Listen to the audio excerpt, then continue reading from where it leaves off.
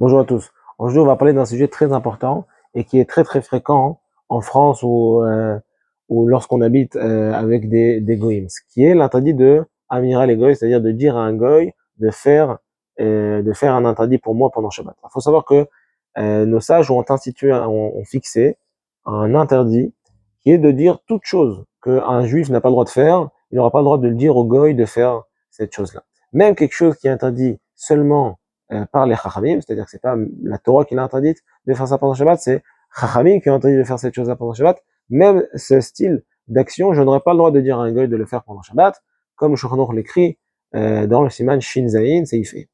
Une autre halakha importante à savoir est que même le fait d'allusionner un goy, beaucoup pensent que le fait de faire une allusion à un goy, c'est permis.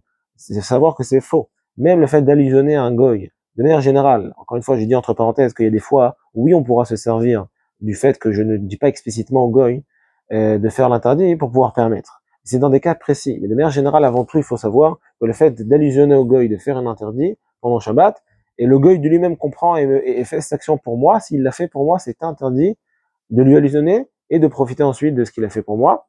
Et de là, j'en viens justement à la troisième halakha très importante dans ce domaine-là, qui est que même si le goy, je lui ai rien dit, de lui-même, il a voulu, comme par exemple, m'allumer la lumière.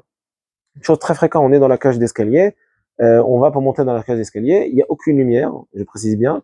On va ensuite parler de toutes les fois où ça peut être permis dans ce cas-là, dans les vidéos suivantes. Mais pour l'instant, il faut comprendre les connaissances basiques. C'est que, par exemple, je reviens à l'exemple. Donc, si je suis dans la cage d'escalier et qu'il n'y a aucune lumière, vient un goy et allume seulement et uniquement pour moi la lumière. Par politesse, comme ça peut être fréquent, surtout en France. Il y aura un interdit de profiter de la lumière. Donc il faudra se comporter comme si la lumière n'a pas été allumée. Ça, c'est un exemple parmi tant d'autres. La halakha en soi, elle veut dire que même lorsqu'il y a un interdit, qui est interdit que par les sages, que le goy a fait pour moi, sans même que je lui dise quoi que ce soit, ce sera de mon côté interdit d'en profiter. Il y a encore énormément de choses à savoir concernant ces halachot-là, et on les verra Bezrat Hashem dans les vidéos suivantes.